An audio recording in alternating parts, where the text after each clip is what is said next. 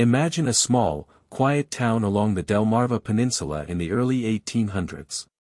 Life seems ordinary at first glance, farmers tending their fields, families going about their daily routines, but beneath this calm surface, a shadow lurked.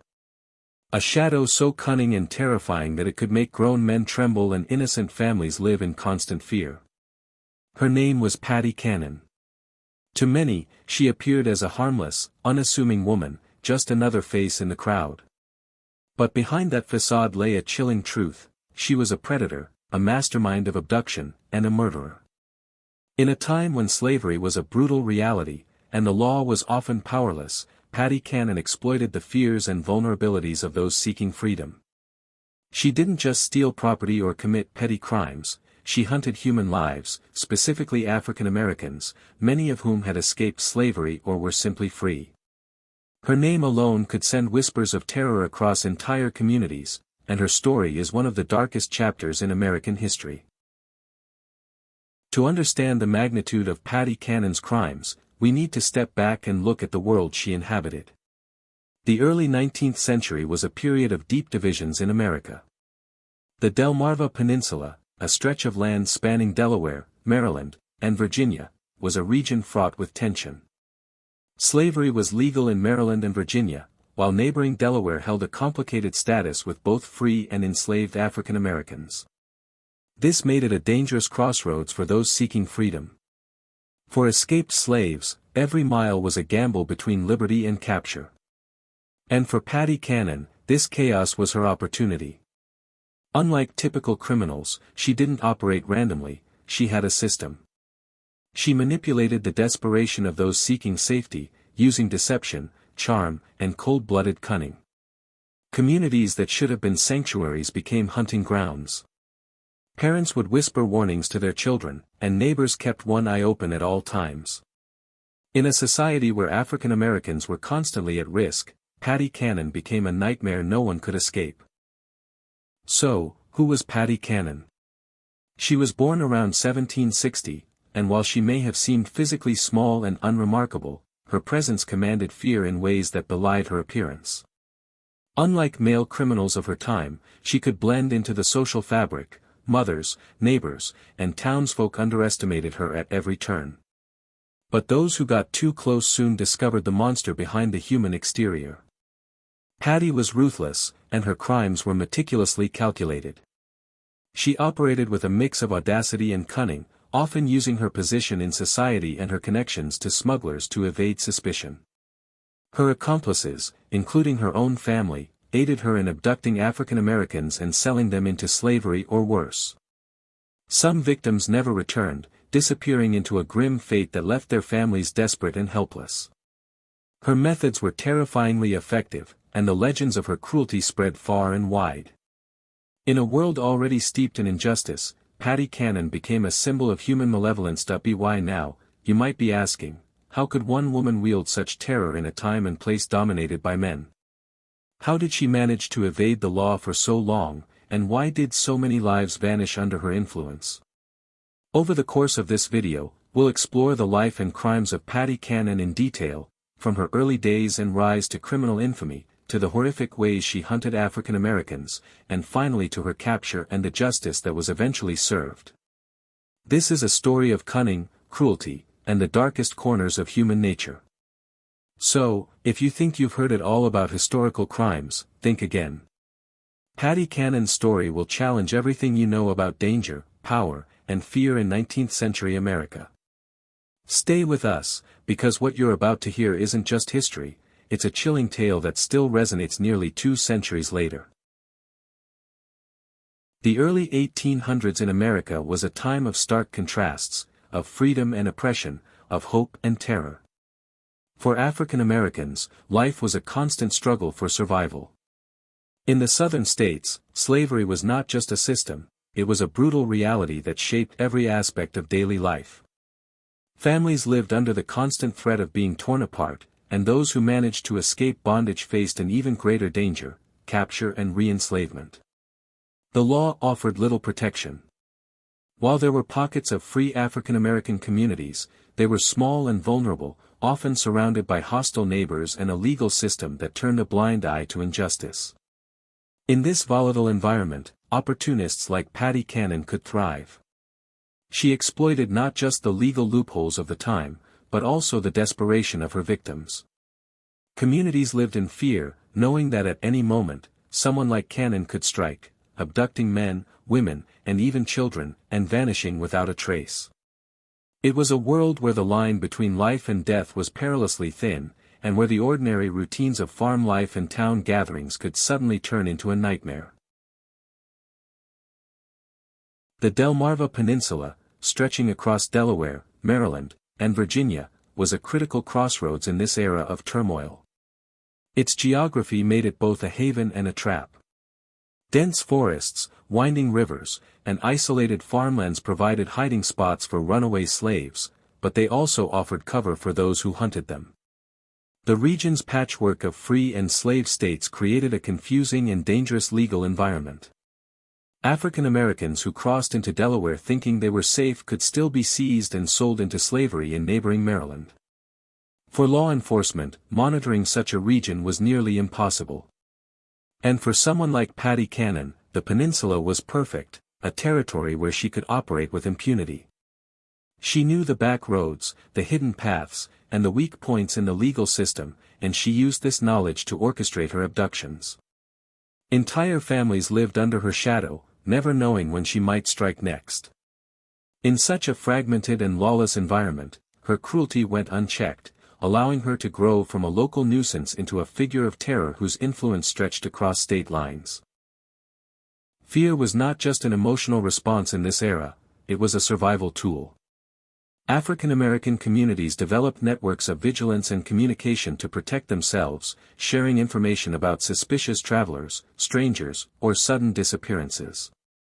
Yet even these precautions were often insufficient against someone as cunning as Patty Cannon. She didn't rely solely on brute force, she used deception, charm, and societal underestimation to her advantage. Townsfolk might have seen her as a harmless woman running errands or managing her household, never suspecting that behind her cheerful facade lay a network of kidnapping and murder. In a society where women were often overlooked as threats, she exploited expectations, turning the very assumptions of her neighbors into a weapon. Her audacity was matched only by her ruthlessness, and it is this combination that made her so terrifying. Communities were paralyzed by both the reality of her crimes and the uncertainty of her next move. This was not just lawlessness, it was psychological terror, an insidious presence that could infiltrate the most seemingly safe spaces. To truly grasp the horror of Patty Cannon's actions, it's essential to see them against the broader canvas of early 19th century America. Slavery, though legal, was a system fraught with moral contradictions and human suffering. Abduction and human trafficking were not merely individual crimes, they were symptoms of a society built on the commodification of human life. Cannon's crimes, horrific as they were, thrived because of these societal weaknesses. They reveal how legal systems, social structures, and human greed intertwine to create opportunities for cruelty. Her story is a reminder that history is not just a list of dates and events, it's the lived reality of people navigating a dangerous world. In understanding the conditions that allowed Patty Cannon to operate, we also understand the resilience of those who resisted, survived, and fought for freedom in the face of unimaginable terror. This is the backdrop against which her story unfolds, a world of fear, oppression, and survival, where the line between predator and prey was painfully clear. Patty Cannon was born around 1760, in a time when the American colonies were still under British rule, and the world she entered was marked by hardship, inequality, and a rigid social hierarchy. Her early life is shrouded in mystery, with few concrete records, but historians believe she grew up in the Delmarva Peninsula region, surrounded by a community of farmers, tradespeople, and families navigating the difficult realities of 18th-century America. From the outset, she seemed unremarkable, small in stature, physically weak, and blending seamlessly into the everyday life of her neighbors. However, as she grew older, certain traits emerged that would define her later infamy. She was resourceful, calculating, and remarkably adept at reading people's intentions and weaknesses. These traits, combined with a sense of ruthlessness that would later become legendary, allowed her to manipulate situations to her advantage. Many of the stories suggest that she had a strong will, a certain charm, and the ability to convince others to trust her, even as she prepared to exploit them.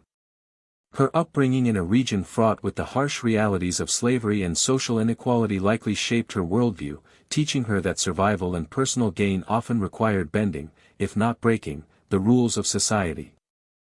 Little did anyone suspect that this seemingly ordinary woman would grow into one of the most feared figures in American history, preying on the vulnerable and exploiting the fractured legal and social systems around her.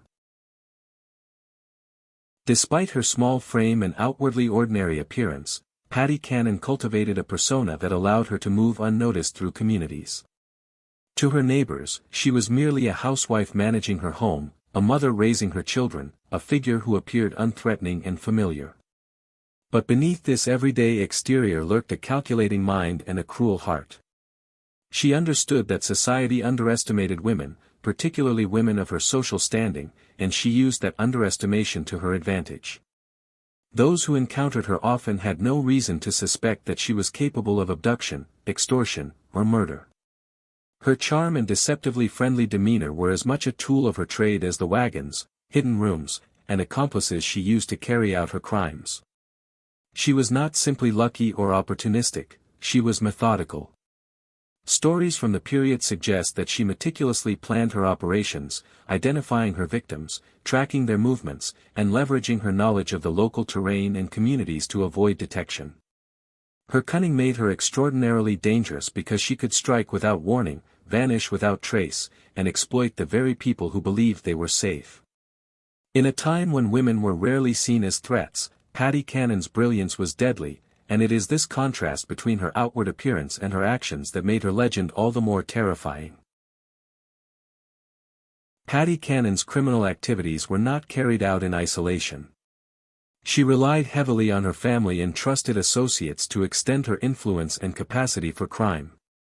Her son and several other accomplices helped her kidnap African Americans, transport them across state lines, and sell them into slavery or otherwise dispose of them.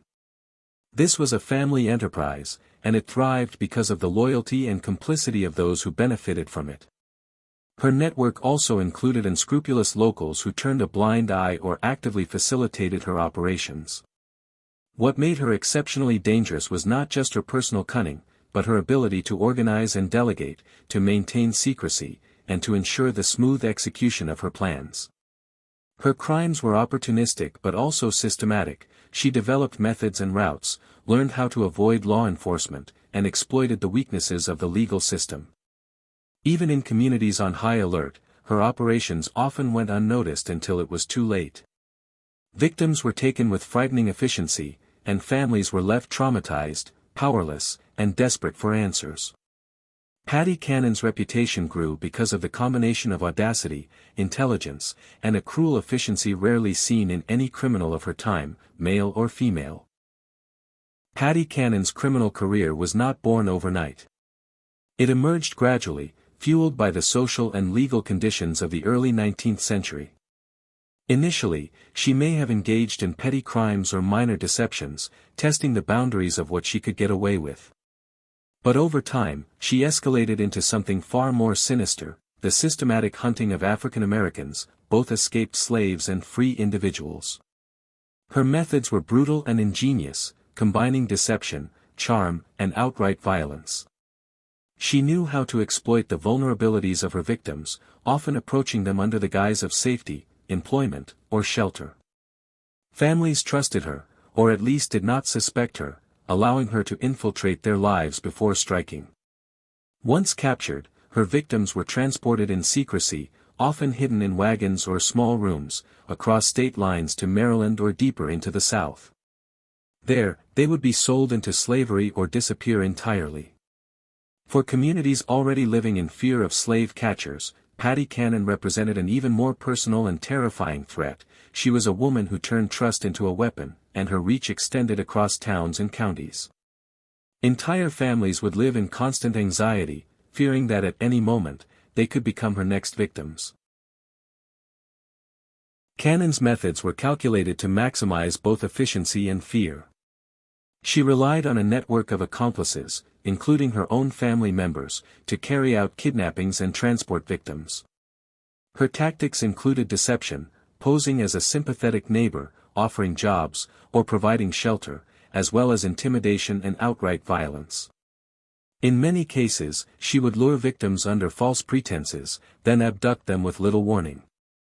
Once captured, they faced a grim future, either being sold into slavery in Maryland or Virginia or disappearing completely, their fates unknown.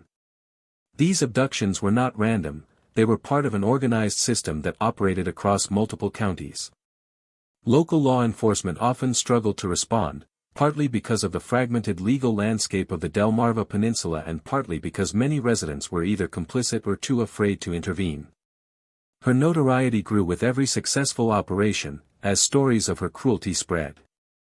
Witnesses would recall the chilling sight of her wagons traveling at night, carrying kidnapped men, women, and children, while families searched desperately for missing loved ones.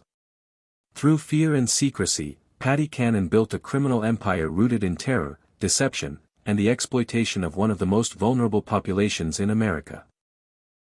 The human cost of Patty Cannon's crimes was staggering. Entire families were torn apart, with parents losing children, siblings vanishing without a trace, and communities left in shock. Many victims were African Americans who had already escaped slavery, making her actions a cruel reversal of hope and freedom. Those who were captured often never returned, swallowed by a system of human trafficking that left little trace. Survivors recalled harrowing experiences of confinement, fear, and abuse at the hands of Cannon and her accomplices. Beyond the immediate physical suffering, the psychological impact was immense. Communities became distrustful, constantly watching for strangers and warning children never to wander alone. The mere mention of Patty Cannon's name could send shivers down spines. Her crimes were not just individual acts of violence, they were a sustained campaign of terror that left deep scars on the social fabric of the region. Families were forced to hide, move, or take desperate measures to protect themselves, living under a constant cloud of dread. In this way, her influence extended far beyond her direct victims, it shaped entire communities, spreading fear, suspicion, and grief across the Delmarva Peninsula. Patty Cannon's operations were remarkably organized for the time, showing an almost corporate level of coordination. She maintained a network of collaborators, including family members and local helpers, who assisted in identifying, abducting, and transporting victims. She was strategic, choosing remote areas for kidnappings and escape routes that exploited weak law enforcement. Her reach extended across state lines, taking advantage of the legal complexities between free and slave states. As her crimes escalated, so did her audacity. Some accounts suggest that she openly flaunted her activities, relying on the fear she had instilled in communities to deter intervention. She became known not just for her abductions, but for her cunning in evading justice. Rumors of torture, coercion, and murder further amplified her notoriety. By the time authorities began to seriously pursue her, Patty Cannon had established herself as a nearly mythical figure of terror, someone whose crimes were remembered in whispers, warnings, and fearful glances across generations. Her criminal enterprise, terrifying in its scope and execution, exemplifies how one individual, operating with ruthlessness and intelligence, could exploit the weaknesses of society to perpetrate unimaginable acts. For years, Patty Cannon operated in near-total secrecy, her crimes hidden behind the quiet facade of her home and family. But as the number of disappearances grew, suspicion slowly began to stir. Families of missing African Americans became increasingly desperate, sending word to local authorities and neighboring communities. While the fragmented legal system of the early 19th century struggled to respond, persistent rumors of abductions, strange nighttime wagons, and mysterious disappearances began to paint a pattern. Some locals, initially unaware of the scale of her crimes, started noticing her movements, the unusual behavior of her family, and the strange comings and goings from her home. Investigators were hampered by fear, lack of resources, and Cannon's cunning. She knew how to mislead and manipulate, creating false trails and keeping neighbors and authorities off balance. Her network of accomplices, carefully selected and loyal to her, further complicated any attempts to bring her to justice. Yet, despite her cleverness, the persistence of determined individuals, families unwilling to accept loss, sheriffs seeking justice, and informants motivated by conscience or reward, slowly began to turn the tide. The first cracks in her empire of terror were forming, signaling that even the most cunning criminals leave traces behind, no matter how invisible they seem at first. The breakthrough came as authorities started connecting the dots between missing persons reports, eyewitness accounts, and rumors of a woman orchestrating abductions across multiple counties. Stories of wagons moving at night, people being led away under false pretenses, and victims disappearing into Cannon's network could no longer be ignored. Investigators began coordinating efforts across state lines, a rarity in the early 1800s, to track the movements of suspected abductors. Communities began to provide tips, leading to the discovery of hidden rooms, false identities, and the intricate logistics Cannon used to evade capture. Witnesses described how she would charm neighbors, deflect suspicion, and manipulate even those closest to her. Her ability to maintain this double life, mother and neighbor on the surface, kidnapper and trafficker behind the scenes, made her particularly difficult to apprehend. As law enforcement pieced together her operations, the scale of her crimes became horrifyingly clear. Entire families had been ripped apart, and some victims had likely already been sold into slavery far from home. The investigation revealed not just the acts themselves, but the planning, network, and cold efficiency with which they were executed. Patty Cannon's capture was the result of relentless persistence, luck, and betrayal within her own ranks. Accounts suggest that someone within her network, possibly an accomplice motivated by fear or a promise of leniency, provided crucial information to authorities. This intelligence allowed investigators to finally trace the routes she used to transport victims and identify key locations associated with her operations. Law enforcement, acting on these leads, orchestrated a series of raids that eventually cornered Cannon and her family. Despite her cunning, she was unable to escape the concentrated effort of multiple counties working together.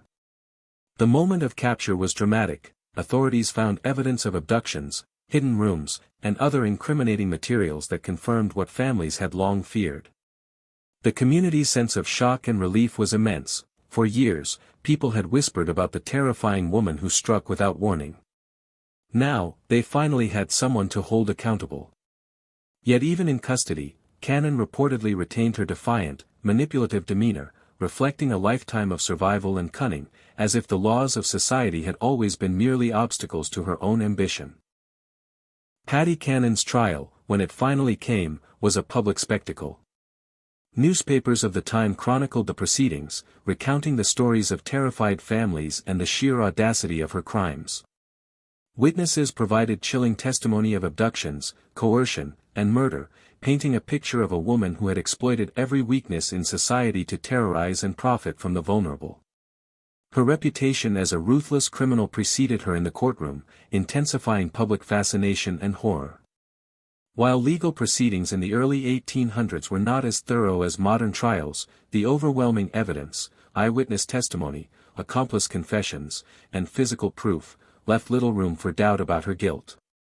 Patty Cannon became one of the earliest and most infamous examples of a female criminal who wielded fear and cunning as effectively as any male counterpart, showing that ruthlessness and criminal genius know no gender. Her trial also highlighted societal failures, the vulnerabilities of African Americans, the limits of law enforcement, and the dangers of turning a blind eye to injustice. By the time her story reached the public, Cannon had already become a legend, a terrifying figure whose deeds would be recounted for generations as a warning of the dark extremes of human greed and cruelty. Patty Cannon's later years were marked by the weight of her crimes finally catching up to her. After years of terrorizing communities across the Delmarva Peninsula, she could no longer escape the relentless pursuit of law enforcement and the vigilance of those she had harmed. Her health began to decline, exacerbated by age, stress, and perhaps the constant tension of living on the edge of discovery for decades. Despite the fear she had inspired in her victims and neighbors, she was ultimately human, and like all humans, she faced the limitations of mortality. Reports suggest that Cannon spent her final days reflecting, either consciously or unconsciously, on the empire of fear she had built.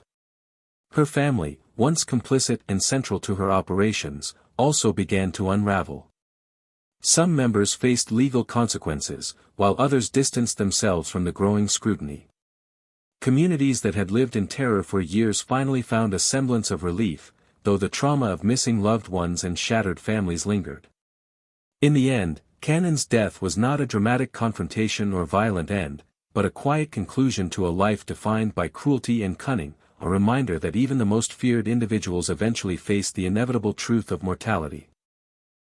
The circumstances surrounding Patty Cannon's death were emblematic of her life, filled with intrigue, mystery, and the lingering shadow of her crimes. While some accounts claim she died in relative obscurity, others suggest that news of her passing spread quickly through the same communities she had terrorized for years. The relief was palpable. Finally, the woman who had caused so much suffering was gone. Yet, even in death, her name carried weight. Families who had lost children, siblings, or parents still mourned the absence of their loved ones, and the legal system had only partially addressed the scale of her wrongdoing. Cannon's passing did not erase the pain, but it did mark the end of her direct influence. Stories of her methods, her cunning, and her ruthlessness became part of local lore, passed down as cautionary tales of the dangers that could arise when law, morality, and human greed intersect. Historians and scholars later studied her life to understand how a single person could manipulate fear, exploit societal weaknesses, and maintain an organized criminal operation in an era with limited communication and law enforcement resources. In death, Cannon transformed from a living terror into a symbol of both human depravity and the enduring resilience of communities she once sought to dominate. Patty Cannon's story has endured not just because of the crimes she committed, but because of what her life represents in the broader context of American history. Her actions highlight the extreme dangers faced by African Americans in the early 19th century, particularly those who had escaped the chains of slavery. Her ability to abduct, traffic, and intimidate people across state lines underscores the fragility of freedom in a society structured around racial oppression. Moreover, her crimes serve as an early example of organized criminal activity in the United States, demonstrating that even in a time before modern infrastructure, law enforcement, and communication, one determined individual could create an extensive network capable of terrorizing entire regions. Historians often point to Cannon as a unique case study, a woman who, contrary to social expectations of gender and morality at the time, became a figure of calculated cruelty. Her life raises questions about societal complicity, the challenges of legal enforcement in early America, and the ways in which fear can be weaponized to control vulnerable populations. By examining her crimes, scholars gain insight into both the horrors of slavery-era exploitation and the human capacity for manipulation and brutality.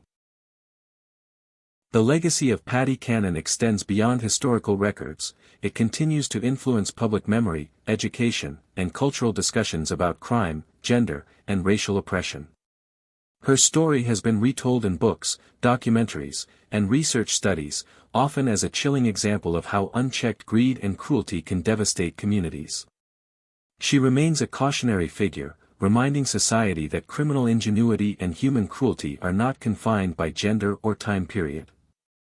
For African American communities, her actions represent a direct assault on freedom and family, highlighting the vulnerabilities they faced even in free states.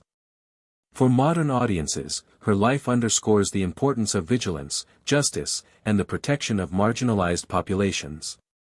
By examining the life and crimes of Patty Cannon, we not only confront the dark realities of the past but also gain lessons applicable today: the need for accountability, the consequences of societal neglect, and the enduring impact of trauma on communities. Her story, as terrifying as it is, stands as a historical testament to the extremes of human behavior, and the resilience of those who survived her reign of terror. To understand Patty Cannon, we must look beyond her actions and into her mind. What drove a woman to terrorize entire communities, manipulate her family, and profit from the abduction and suffering of others? Historians suggest that Cannon combined ambition, a desire for control, and a complete lack of empathy. She was deeply pragmatic, viewing people not as humans, but as commodities, means to an end. Her intelligence was undeniable. Cannon anticipated obstacles, knew how to manipulate social expectations, and leveraged fear as a tool. People underestimated her because of her gender. In early 19th century America, women were rarely seen as leaders of violent criminal enterprises. This underestimation gave her a tactical advantage. She operated with precision, often creating a facade of normalcy that hid the horrific reality of her deeds. Cannon's cruelty was not random. Every abduction, every act of intimidation, was calculated. She relied on loyalty, fear, and psychological manipulation to maintain control over her network. Her family members, neighbors, and accomplices were bound to her scheme through a mix of coercion and incentive. Yet, her cunning went beyond logistics, it was also social. Cannon knew how to charm certain community members, deflect suspicion, and exploit gaps in the legal system. She understood human psychology, turning societal norms into tools to shield her from accountability. Her story reminds us that criminal genius is not only about violence or force, it can also be about subtle manipulation, trust, and perception. Today, Patty Cannon's name remains infamous. While she may not be as widely known as some historical criminals, her story is preserved in court records, historical accounts, and local folklore. Historians study her life not just for the gruesome details, but for the lessons it offers about the vulnerabilities of early American society. Her story is frequently cited in discussions about early human trafficking, the limitations of law enforcement, and the intersections of gender and crime. For African American communities, Cannon represents a tangible threat that once loomed over their freedom, a reminder of how easily oppression and violence could flourish under a society that allowed greed and cruelty to go unchecked. Cannon's life continues to resonate because it challenges common assumptions about criminal behavior. She was a woman in a male-dominated era who committed atrocities on a massive scale, demonstrating that societal underestimation of women can sometimes conceal extraordinary, and terrifying, abilities. Her story endures in history books, documentaries, and local legends, often portrayed as a chilling example of how fear, manipulation, and greed can devastate lives. Patty Cannon is more than a criminal, she is a historical warning, showing the destructive potential of moral corruption and unchecked power. Patty Cannon's story is chilling, but it is also deeply instructive. In a world where slavery and fear were rampant, one woman was able to exploit societal weaknesses, legal loopholes, and human trust to commit crimes that terrorized entire communities. Her actions remind us that cruelty does not discriminate by gender, and that intelligence without empathy can be devastating. Even decades later, her legacy lingers, not as a figure to admire, but as a warning. The terror she inflicted, the families she shattered, and the countless lives she touched demonstrate the extreme consequences of unchecked greed and moral corruption. Every abduction, every life stolen, represents a ripple that stretched far beyond her immediate victims, shaping local histories, creating lasting trauma, and leaving scars that communities carried for generations. Her story forces us to confront uncomfortable truths, how societies allow evil to persist, how power can be abused under the guise of normalcy, and how fear can be weaponized to manipulate and control others. Patty Cannon's reign of terror challenges us to question our assumptions about morality, the limits of law enforcement, and the vulnerabilities that exist when justice is slow or absent. Today, historians, educators, and storytellers continue to revisit Patty Cannon's life. By examining her crimes, we learn not only about the horrors of her time but also about resilience, the importance of vigilance, and the value of speaking out against injustice. Her life reminds us that evil often hides in plain sight, and that courage, persistence, and moral clarity are essential to prevent history from repeating itself. As we remember the terror she caused, we also recognize the bravery of those who fought against her, families who refused to give up searching for missing loved ones, law enforcement officials who pieced together the evidence, and communities who survived her reign of fear. Their stories are intertwined with Cannon's, forming a broader narrative of struggle, resistance, and the quest for justice in a world often willing to overlook cruelty. Paddy Cannon's story may belong to the past, but its lessons are timeless. It challenges us to reflect on human nature, societal responsibility, and the ever-present need to protect the vulnerable. As we close this chapter of history, we are reminded that vigilance, compassion, and justice are not just ideals, they are necessities, and the failure to uphold them can have consequences that echo through generations.